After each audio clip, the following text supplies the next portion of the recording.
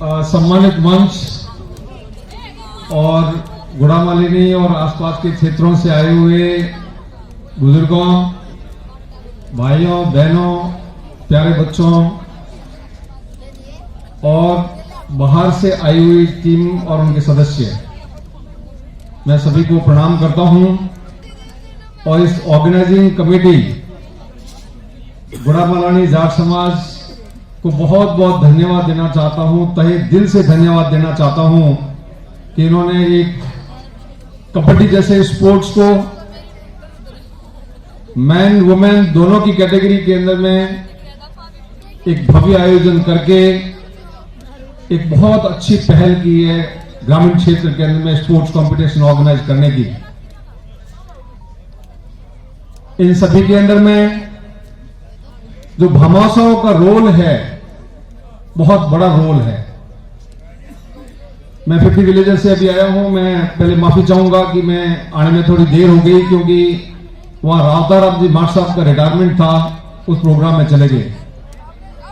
रावताराम जी माठ साहब एक पर्दे के पीछे काम करने वाले 50 विलेजर्स के अहम व्यक्ति हैं।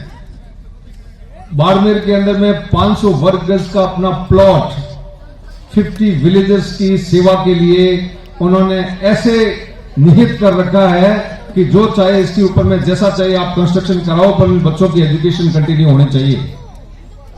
कभी वो सम्मान के भूखे नहीं रहे हैं और वो कभी भी आगे नहीं आते हैं, परंतु पर्दे के पीछे बहुत बड़ी अहम भूमिका है। 50 विलेजर्स जब एक क्रिटिकल कंडीशन से गुजर रहा था, उस टाइम उसको बच्चों के रहने की व्यवस्था की जरूरत थी। उन्होंने आगे बढ़ करके अपनी पूरा प्लॉट, अपना जो बनाया मकान था, उसको ऑफर किया। यहां भी जितने आप लोग भामाशाह हैं, इनकी बदौलत ये कार्यक्रम हो पाया, क्योंकि हर जगह पे पैसे की आवश्यकता होती है। पैसे के बिना एक कदम भी आगे नहीं बढ़ सकते हैं। बातें करना बहुत आसान है, परंतु पैसा जेब से निकालना बहुत मुश्किल काम है। एक संस्कृत में एक श्लोक है, आप सुनोगे तो बड़ा अच्छा लगेगा आपको। उसमें लिखा है कि सतेषु जाहिता सुरा शस्त्रेषु पंडिता वक्ता 10 शस्त्रेषु दाता भवति भवनवा।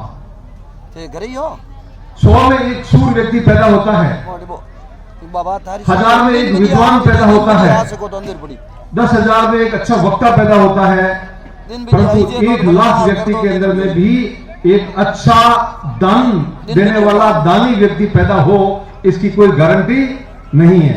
यह हमारे शास्त्र कहते हैं। शास्त्रों की दूसरी बड़ी बात है, जननी जने तो ऐसो जन के दाता के सूर, नहीं तो रेजे बांगड़ी मत गमाजे नो। तो ये जो भामाशाह हैं, इनकी बदौलत ये काम हो पा रहा है, जिन्होंने दिल खोल करके अपनी जेब से पैसे ढीले किए हैं। और आज इतने सारे भामाशाह जिन्होंने इतना सारा पैसा इस छात्रावास के लिए आज लाइन में लगा दिया है, जिससे आने वाले टाइम के अंदर में यहाँ बच्चों की शिक्षा की अच्छी व्यवस्था हो पाएगी। मैं तहे दिल से इन सभी भामाशाहों का धन्यवाद करना चाहता हूं। और साथ के अंदर में मैं ये कहना चाहता हूं कि ये जो आपने ये शिक्षा का मंदिर तैयार कर रहे हो विद्या के लिए, मैं समझता हूं इससे कोई पवित्र काम हो ही नहीं सकता है। इससे पवित्र काम शास्त्रों के अंदर में भी नहीं लिखा हुआ है। कहते हैं कि आप अन्न दान देते हैं तो ठीक, अच्छा मानते हैं, क्योंकि अन्नदान को परम दान मानते हैं, क्योंकि उससे पेट की भूख शांत होती है, जीवन चलता है। परंतु शास्त्र ये भी कहते हैं, अन्नदान परम दान विद्यादान तत्परम अनिर्षणिका तृप्ति व्यद्या ऐसा याजीवा। यानी कि अन्न आप दे दोगे तो पेट की भूख शांत हो सकती है, 2 बार, 10 बार, 3 बार, 4 बार, महीना भर हो जाएगा, 2 साल खा लेगा। परंतु विद्या रूपी दान, विद्या रूपी ज्ञान यदि किसी व्यक्ति को मिल गया तो उसके सहारे वो पूरे जीवन भर अपनी भूख को शांत कर सकता है। तो विद्या का बहुत पवित्र स्थान है हमारे लिए, और विद्या के लिए कोई भी कार्य किया गया है वो बहुत ही सराहनीय है। ये जो स्पोर्ट्स कंपटीशन आपने करवाया है, ये एक मानव विकास के लिए, मानव संसाधन विकास के लिए, ह्यूमन रिसोर्स डेवलपमेंट के लिए सबसे अच्छी चीज है। कहते हैं कि हेल्दी माइंड रिजाइड्स इन हेल्दी बॉडी। स्वस्थ दिमाग स्वस्थ शरीर के अंदर में है, निवास करता है। शारीरिक रूप से यदि हम स्वस्थ नहीं है तो हम स्वस्थ रह नहीं सकते। हमें शारीरिक रूप से भी मजबूत बनना है और शारीरिक रूप से मजबूत बनेंगे तभी हम दिमागी रूप से मजबूत बनेंगे, और दिमागी रूप से जब मजबूत बनेंगे तब जाकर के हम राष्ट्र निर्माण के अंदर में, राष्ट्र के प्रोग्रेस के अंदर में अच्छा कंट्रीब्यूट कर पाएंगे। कहते हैं कि quality of any nation depends upon the quality of its people. किसी भी देश की क्वालिटी, उस देश का स्टैंडर्ड उस लोगों के स्टैंडर्ड के ऊपर डिपेंड करता है। And the quality of people depend upon the quality of their education. किसी भी लोगों की क्वालिटी उनकी शिक्षा की क्वालिटी के ऊपर में निर्भर करता है। तो यदि हम शिक्षा के ऊपर में ठीक से अपना इन्वेस्टमेंट बढ़ा दें तो मैं समझता हूं कि बहुत अच्छा हम एक प्रोग्रेस के रास्ते के ऊपर में चल सकते हैं और भारत को बहुत ही जल्द एक विकसित राष्ट्र की श्रेणी में जाके खड़ा कर सकते हैं। शिक्षा के लिए भरत जी ने और डॉक्टर पांचाराम साहब ने, तहसीलदार साहब ने, सभी, क्योंकि एक शिक्षा के लिए ही आयोजन था, खेल के लिए आयोजन था, तो सभी ने इसके बारे में बहुत कुछ कह दिया है। मेरे जैसे आदमी के लिए अभी मैं क्या बोलूं, मुझे कुछ समझ में नहीं आ रहा है। इसके लिए आगे बढ़ना बड़ा मुश्किल है, परंतु मैं आपको सबको यह याद दिलाना चाहता हूं कि ये जो शिक्षा हम आज या ग्रामीण क्षेत्र के अंदर में प्राप्त कर रहे हैं, ये ग्रामीण क्षेत्र के लिए ये शिक्षा सफिशिएंट नहीं है। भारत की आत्मा गांवों के अंदर में निवास करती है। आज भी 70% पॉपुलेशन गांवों के अंदर में बसती है। भारत का असली विकास, भारत का असली डेवलप्ड नेशन तभी हो पाएगा जब ये गांव के पूरे लोग अच्छी शिक्षा हासिल कर लेंगे।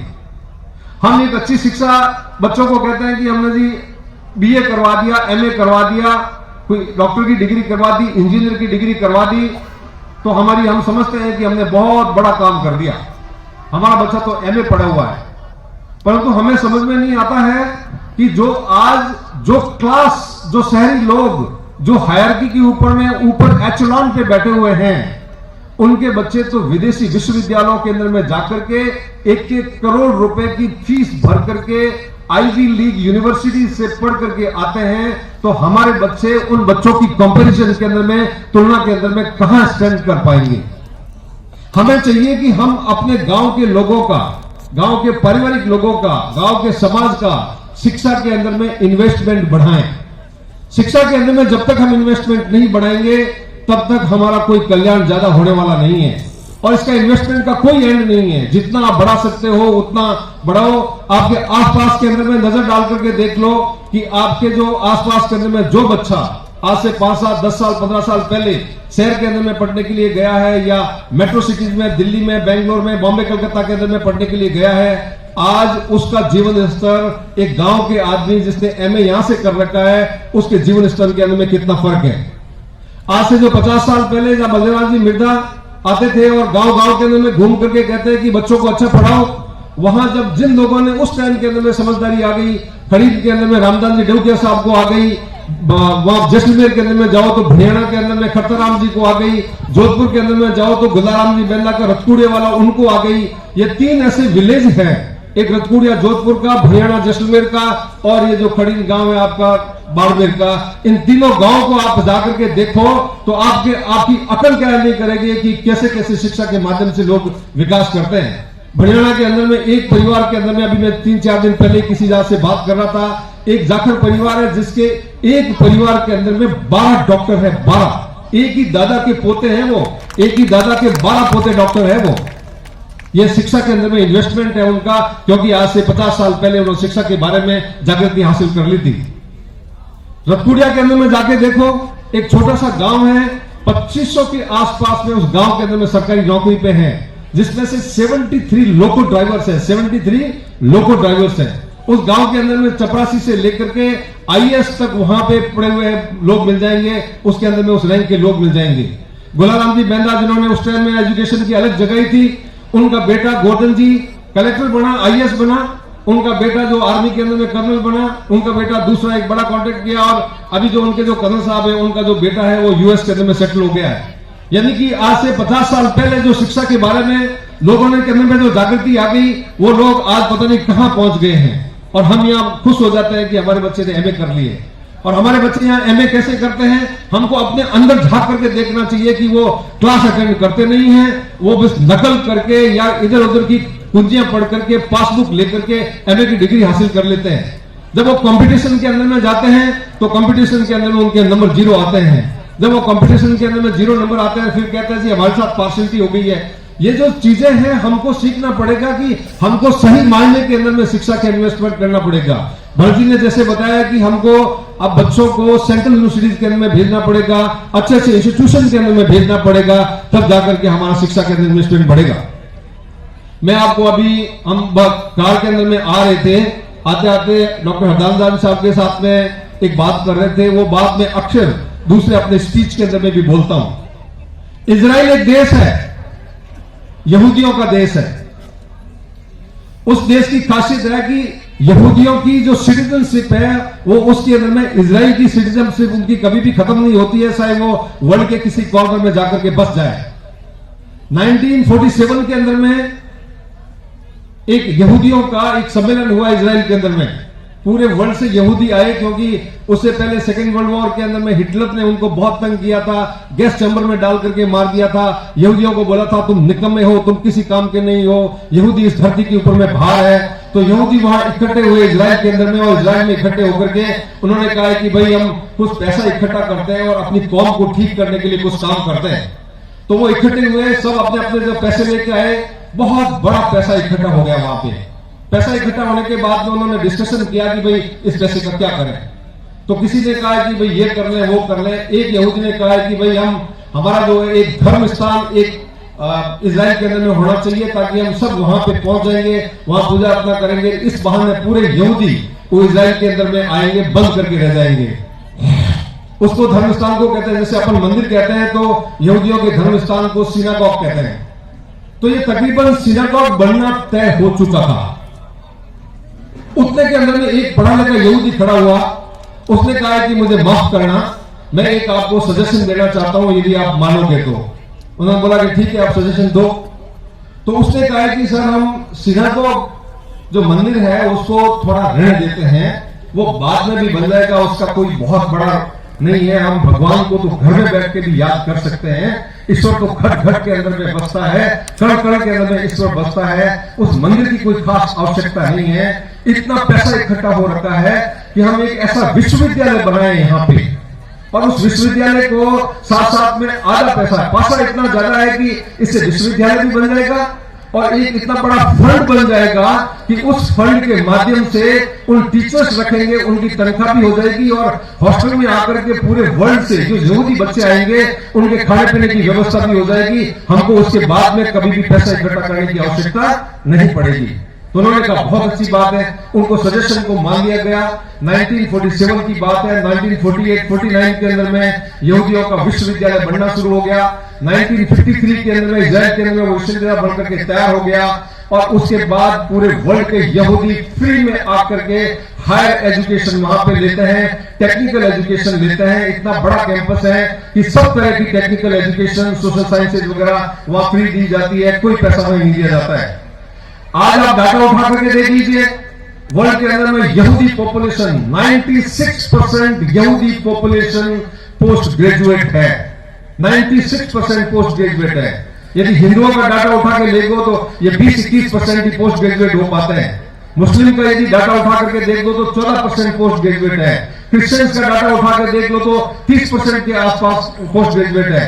सिख का डाटा उठा कर देख लो तो 16, 17, 18% पोस्ट ग्रेजुएट है। यहूदी कहां 30% जो हाईएस्ट क्रिश्चियंस हैं उसके और कहां यहूदियों के बीच के अंदर में अंतर है। 96% यहूदी पोस्ट ग्रेजुएट है।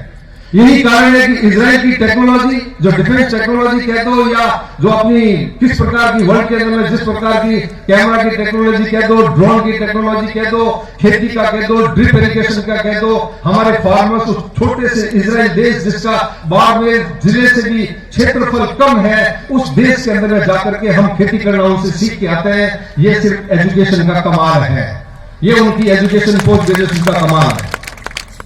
हमें चाहिए कि हम एजुकेशन के अंदर में इन्वेस्टमेंट बढ़ाएं। एजुकेशन में इन्वेस्टमेंट नहीं बढ़ाएंगे तो हमारा कहीं भी आने वाले जमाने के अंदर में कोई कल्याण नहीं होने वाला है। हम ये खुश हो जाते हैं कि हमने तो पढ़ाई कर ली थी, परंतु आपको यह भी पता होना चाहिए कि जो आज की जो क्रिटिकल इमर्जेंट टेक्नोलॉजीज, जो पढ़े लिखे लोग हैं, मैं जो लैंग्वेज यूज कर रहा हूं, जो भाषा यूज कर रहा हूं, जो वर्ड यूज कर रहा हूं, मेरे हिसाब से उनको समझ में आना चाहिए कि critical emergent technologies education field के अंदर में हमारे जीवन के अंदर में इतनी तगड़े तरीके से आ रही है कि जिसका आप अंदाज भी नहीं लगा पा रहे। आर्टिफिशियल इंटेलिजेंस से पूरा मशीनरी जो होता है वो कब्जे में आ जाएगा। आपकी जो काम करने की सत्ता, जो हमारे जो ताकत के बेस के ऊपर में काम करते हैं, वो काम पूरा मशीनों से होगा। बड़ घटे बुद्धि बाप रहे। जो आने वाले टाइम के अंदर में जो काम होगा बुद्धि से होगा। हम लोग गांव के लोग हैं, हम समझते हैं कि हम बहुत ताकतवर हैं, हम ये कर देंगे वो कर देंगे। ताकत का कोई वैल्यू नहीं रहने वाला है आने वाले टाइम के अंदर में। ताकत यहां डालनी पड़ेगी हमको, तब जाकर के हमारा कल्याण होगा। और ये ताकत अच्छी शिक्षा के बिना नहीं आ सकती है। हमें समझना पड़ेगा कि क्रिटिकल टेक्नोलॉजीज को पढ़ें, हमारे बच्चों को आर्टिफिशियल इंटेलिजेंस के बारे में पढ़ाएं, ऑगमेंटेड रियलिटीज के बारे में बताएं, वर्चुअल रियलिटीज के बारे में बताएं, क्लाउड कंप्यूटिंग के बारे में बताएं, चैट जीपीटी के बारे में बताएं। ऐसी टेक्नोलॉजी जो आ गई है जिनका आज से 5-7 साल पहले हमें सपने में भी नहीं आया था। और आने वाले 10-20 साल के अंदर में ऐसा कुछ होने वाला है जो आज हमारे सपने में नहीं आ रहा है। हमको एजुकेशन प्राप्त करके, डिग्री प्राप्त करके, वो डिग्री को पकड़ करके नहीं बैठता है। हमें अपने नॉलेज को रेगुलरली अपडेट करना है, लर्न करना है, रीलर्न करना है, अनलर्न करना है, अपडेट करना है, अपस्किल करना है। तब जाकर के हम इस कंटेम्परेरी कंपटीशन के वर्ल्ड के अंदर में टिक पाएंगे। नहीं तो ये ग्रामीण समाज रह जाएगा और वो शहरी समाज अपने बच्चों को विदेशों के अंदर में पढ़ा करके आपके ऊपर में जो राज कर रहे हैं वो राज करते रह जाएंगे और आज आप बोरियत होते रह जाओगे और कुछ नहीं करने वाले हैं। हमें चाहिए कि हम इस प्रकार की जो चीजें आ रही है, हमारे आसपास में जो परिवर्तन आ रहे हैं, उन परिवर्तन के बारे में हमें जानकारी होनी चाहिए। शिफ्ट चेंजेस आ रहे हैं, जो शिफ्टिंग चेंजेस आ रहे हैं, इस चेंजेस के अंदर में और इस चेंजेस को कोई रोक नहीं सकता है। हमारे बुजुर्ग कहते गए कि साहब वो टावर है जो बहुत एकदम बदला कर दिया। अब क्या हम कहते हैं कि हम चेंजेस को एक्सेप्ट नहीं करते हैं। यदि हम चेंजेस को एक्सेप्ट नहीं करते हैं तो हमारी बहुत बड़ी मूर्खता है। क्या हमारे जो बुजुर्ग हमारे कपड़े पहनते थे, आज हम ऐसे कपड़े पहन रहे हैं? क्या वो वापस जाके कपड़े पहन सकते हैं? हमारी माताएं बहनें जो इतना बड़ा धावड़ा पहनती थी उनका, क्या हमारी बच्चियां वो धावड़ा पहन सकती है? नहीं पहन सकती है। हमारी माताओं बहनों के इतने बड़े चूड़े थे, क्या वो चूड़े हम पहन सकते हैं? नहीं पहन सकते हैं। हम तो पहले बाहर जाते थे, ऊंटों के ऊपर में, बैलगाड़ी के ऊपर में जाते थे। क्या हम जा सकते हैं? नहीं जा सकते हैं, क्योंकि समय चेंज हो गया है। और समय के साथ साथ में हमें इस परिवर्तन को एक्सेप्ट करना पड़ेगा और इस परिवर्तन के साथ कदम से कदम मिला के चलना पड़ेगा। जो इस कदम मिला करके इस परिवर्तन के साथ नहीं चल पाएगा, उसको ये समय ऐसा तेज है कि आपकी समय की धार इतनी तेज है कि ये थपेड़ मार करके हमको साइड में कर देगा। और इसके साथ जो कदम से कदम मिला करके चलने वाले हैं उनको साथ लेकर के आगे बढ़ जाएगा। हमें चाहिए कि हम इसके कदम के कदम मिला करके आगे बढ़े। सिर्फ पढ़ाई के साथ में आप ये मत देखो कि पढ़ाई करने से नौकरी मिलेगी या नहीं मिलेगी।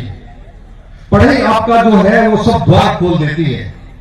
पढ़ाई से आपको सब तरह के आपको तरीके आ जाते हैं, आपके अंदर में स्किल डेवलप हो जाती है। जो सरकारी नौकरी है भाइयों और बहनों, सिर्फ 3% लोगों को मिलती है। सरकार के पास जो सरकारी आंकड़े हैं, 3% people can get government job only. 3% से ज्यादा सरकारी जॉब नहीं है। 97% जो जॉब है या तो सेल्फ एम्प्लॉयड बनना पड़ेगा, या आपको एंटरप्रेन्योरशिप स्किल डेवलप करनी पड़ेगी, या कॉर्पोरेट वर्ल्ड के अंदर में जाना पड़ेगा, तब जाकर के आपको जॉब मिलेगी। और वो जॉब कॉर्पोरेट वर्ल्ड के अंदर में आप जॉब लेने के लिए डिग्री लेकर के जाओगे तो आपको दरवाजे से वापस कर दिया जाएगा। क्यों कहेंगे कि आपकी डिग्री तो 2 साल पुरानी है, आपको तो अपने स्किल को अपडेट करना पड़ेगा। आपकी स्किल अपडेटेड नहीं है तो आपको नौकरी नहीं देगा। इन्फोसिस जैसी, टाटा कंसल्टेंसी जैसी ये जो बड़ी कंपनियां हैं, कल से जो डिग्री की है, 6 महीने पहले जिसने इंजीनियरिंग डिग्री की है उनको वापस लाते हैं, 6 महीने का ट्रेनिंग देते हैं और फिर अपने कंप्यूटर के ऊपर में बैठने के लिए बोलते हैं कि आपकी जो 6 महीने पहले की डिग्री है भैया, 6 महीने के अंदर दुनिया के अंदर बहुत बदलाव आ गया, आपकी डिग्री काम की नहीं है।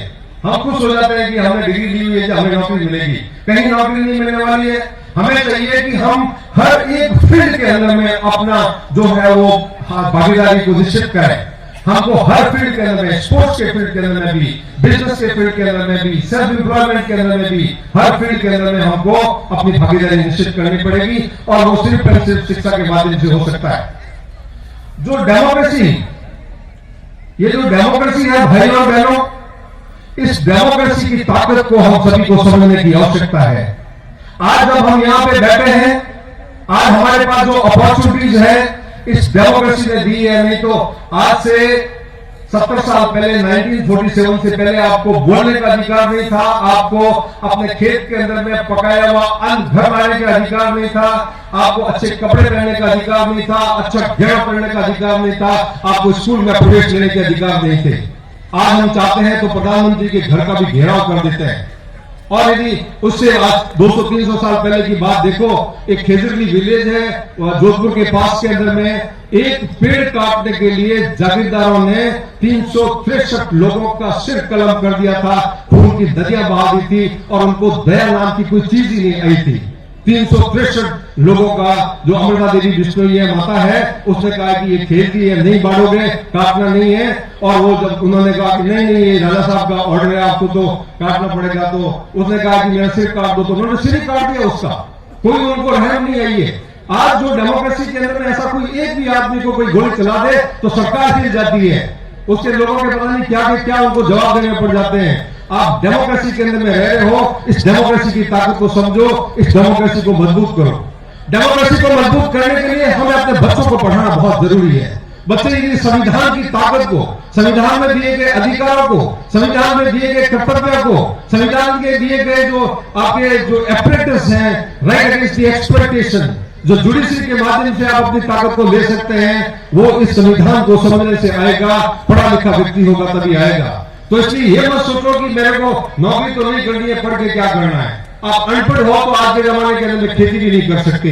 आपको खेती करने के लिए भी टेक्नोलॉजी का सहारा लेना पड़ेगा, मॉडर्न नॉलेज का सहारा लेना पड़ेगा। जो पढ़ा लिखा व्यक्ति होगा वो खेती भी अलग दर्जे की करेगा, खेती को बिजनेस के अंदर कन्वर्ट कर देगा, ऑर्गेनिक खेती कर देगा और पता नहीं क्या क्या करके अपना वो जीवन यापन दूसरे जो नौकरी कर रहे हैं उससे भी बेटर कर देगा।